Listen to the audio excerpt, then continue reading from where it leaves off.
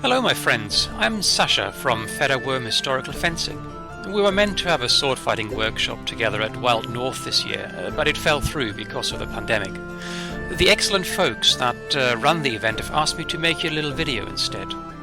I'm hoping you'll find this fun or useful, and maybe it'll just get you interested in joining my workshop next year. I've been a swordsman and fencer for over 25 years. I've fought in tournaments and for display, in earnest and for fun. The practice of swords and historical fencing is a wonderfully diverse pursuit. It's almost mythical and brings us in touch with a lost art form that inspired folks as much today as it did 1,000 years ago. The sword promises that skill and courage can win out over brute force and ignorance. It lays bare our inner strengths and helps us overcome our fears. It fosters bravery and a lively body, appeals to the romantics and the dreamers as much as the fighters. So for the next few minutes I'd like to show you a few exercises you can try at home and maybe get a little taste. You cannot really learn how to fight without a live partner, but if you follow this video you will be that much better prepared for when you do start lessons. So please be safe, have fun and don't damage anything. You will need some kind of training sword. Almost anything will work. You get a lot of mileage out of a humble stick. You can use a wooden training sword, you can buy them or make them. You can get some synthetic training swords and blunt sparring swords. Absolutely anything will work, anything that is safe to swing around. I wouldn't use anything sharp, and it has to be vaguely sword-shaped. So no maces. First, let's look at some basic footwork. You should adopt a broad stance and then step forward with your leading leg. That's your right leg if you're right-handed and your left leg if you're left-handed. You want good balance, and you can test this by squatting deeply on the spot.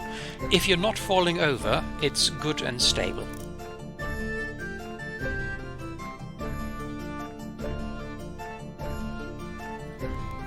First, let's practice the gathering step. Quite simply, raise your front foot, make a step, and then follow after with your rear foot, ending up in roughly the same position you started from. If you're stepping backwards, just do this in reverse. Your legs are not crossing over. This is a short, measured step to make simple attacks and defenses from. It's not a modern Olympic lunge.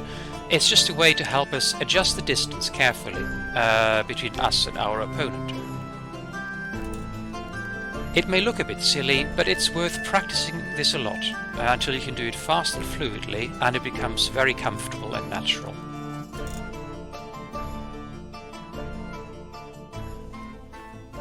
Next, we're practicing the passing step, which really is just a normal everyday walking step, where you go forwards and backwards as you normally would.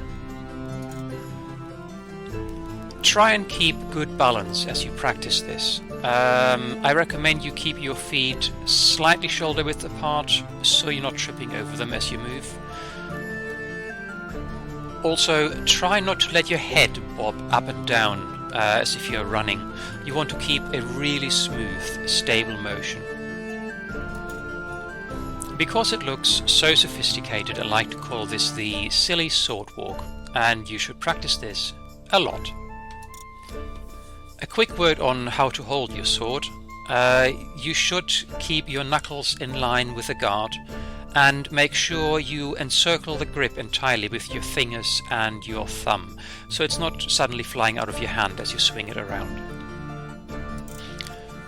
Now let's learn our first guard. A guard is a position to fight from. It's a position of readiness from which you can easily attack or defend. First, find your basic stance, then point your sword at your imaginary opponent. Then withdraw it to your hip and slightly turn it outwards. This guard is called sometimes the plow, and in modern systems it's called the outside guard.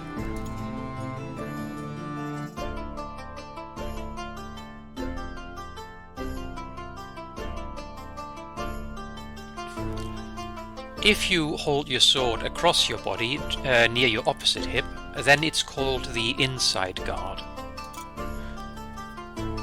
The point of your sword will always threaten the opponent. This prevents them from rushing in on you.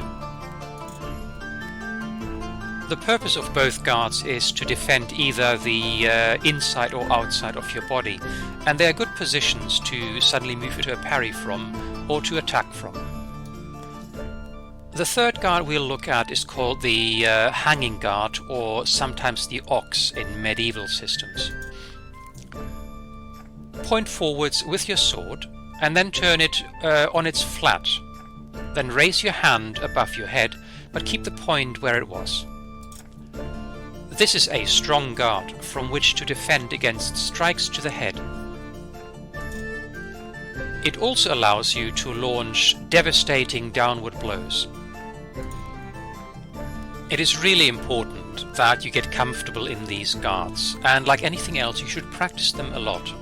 I find the best way of getting used to them is to just take up your sword and assume each guard in turn and hold them for a few seconds. After a while it'll all start to feel natural.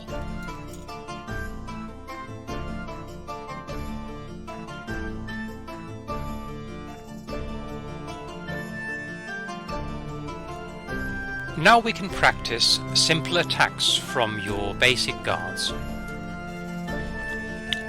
The easiest attack to pick up for a beginner is probably the thrust, which is just a simple extension of the weapon, followed by a step to reach the opponent. Practice this nice and slow at first, and try to keep the movement steady and even. After every thrust, you should step back and return to your original guard. In play it is very useful and deceptive because it moves fast and linear, so doesn't trigger our flinch responses easily. In an imagined deadly duel, a thrust is very lethal and penetrates fabric and cloth armor very easily. The best place to aim your thrust is at the head or breast of an imagined opponent. The legs are too far away, and the arms and hands just move too fast. The key when training on your own is visualization and mindfulness. You want to imagine you have an opponent or sparring partner, and after a while you want to make the drill more dynamic and actually pretend you are fencing with someone and you are trying to move fast and fluidly and catch them out in their own actions. I recommend you don't step too far out.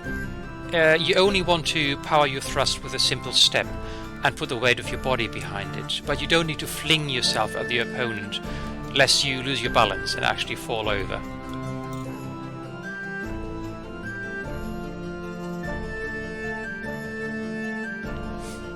And here's another thing, always make sure your weapon moves before your body does. You want to reach out with your arm before you step.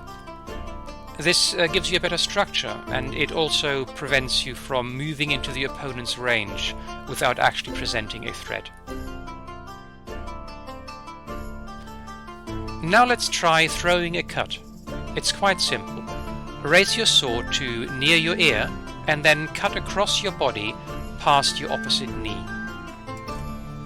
You want to stay relaxed, don't overexert yourself.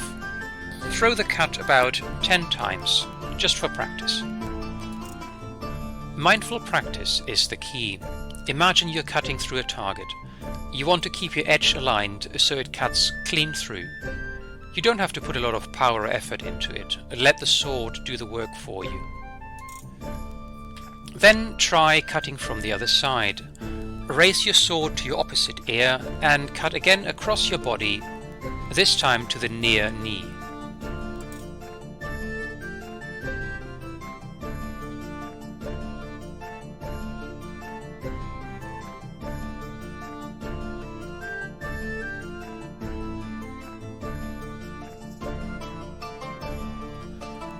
Now let's practice rising cuts. Let your sword drop past your near knee and then turn your hand so your palm faces upwards. Then cut straight up and across your body. Make sure you don't accidentally hit yourself in the face.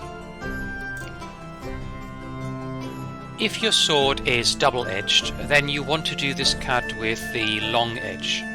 The long edge is always the one that is facing away from you when you first pick up the sword. The short edge is the one facing you when you first pick up your sword. Now you should practice the rising cut from the other side. This cut also leads with the long edge. You can perform this as a backhand cut with a short edge, but this is often less powerful, especially if you are parried hard. The motion is a little like drawing your sword from its scabbard and cutting at the same time. Beginners often find this cut very difficult, but as you practice more, your back and shoulder muscles develop, and it will become easier. There are also 2 horizontal cuts you can throw, and as you do so, you have to make sure you turn your body slightly into the cut, so you can follow through to its full extension. The cuts should be aimed at the neck or temples of the imaginary opponent. Historically, there was a lot of debate on whether a cut or thrust is more effective. Unlike a thrust, a poor cut often struggles to penetrate fabric. Even just cutting through a simple t-shirt can be quite challenging. But a cut is very safe, it's easy to recover from it, and the power of a cut can often ward off a blow aimed at you. Counter-cutting into an oncoming blow or thrust can be a very good defense. Now, to develop your coordination, you should try chaining cuts together. Perform a downward cut, and as soon as it's ended, immediately recover into the next position for the downward cut from the opposite side. You are in essence cutting twice across your body, once from the outside and once from the inside. Then perform the same exercise with rising cuts and horizontal cuts. Focus on being really smooth, not fast. This is a coordination exercise and it's meant to improve the liveliness of your hand. You don't have to put full power into every blow.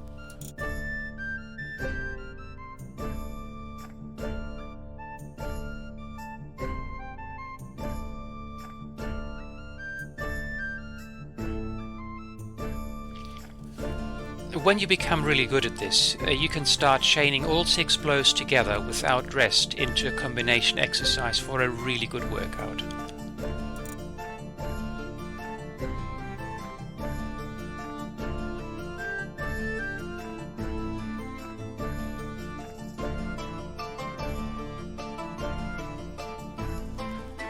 Next, we'll introduce footwork into our cutting exercise. Make a powerful downward cut from your hanging guard, and then immediately follow after it with a gathering step forward. Then recover back into your starting position with a downwards cut from the other side and a backwards step.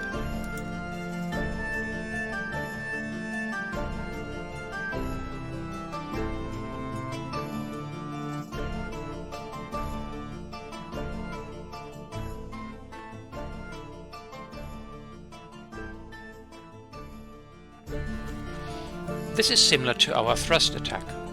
First you raise into a guard, execute your blow, and as your blow is underway, you step forward.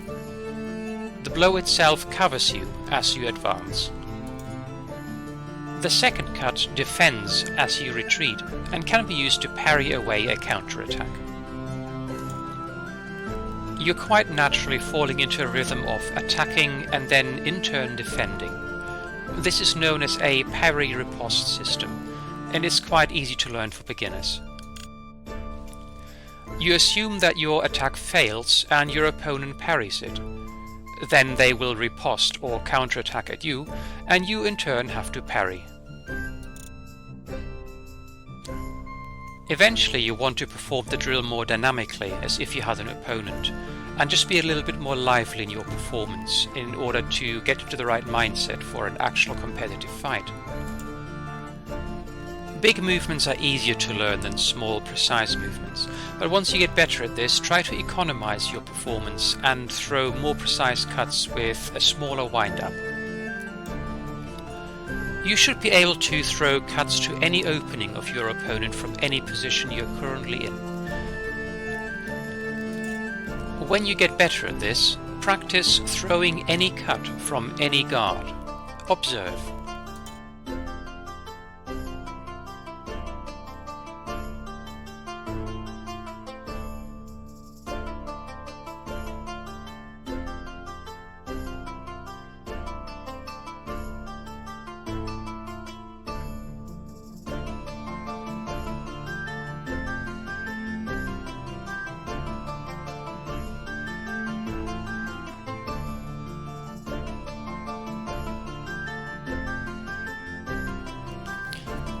Try feinting, which is a useful tactic where you pretend to throw a cut in one direction, then suddenly change the direction halfway through.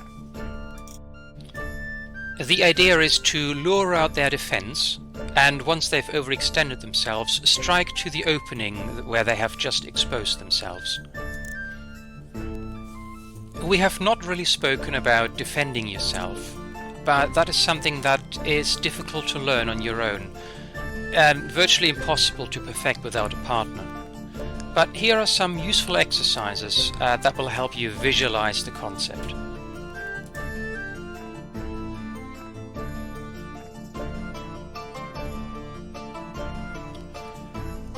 Your first and best defense is always distance. If they attack, you should step back and maintain the distance.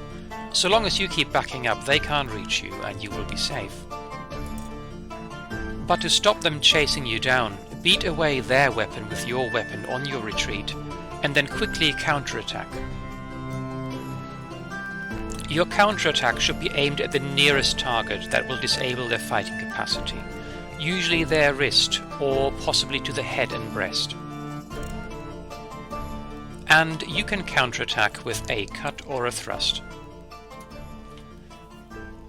Now you have enough exercises to begin with.